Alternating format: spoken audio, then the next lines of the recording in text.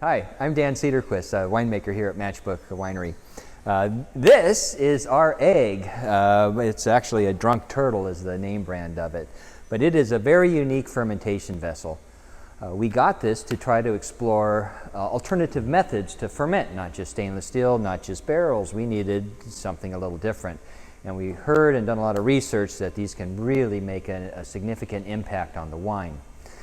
We did Verdejo in this vessel this year, and it was incredibly unique to the other lots, the neutral barrel ferments and the stainless steel ferments.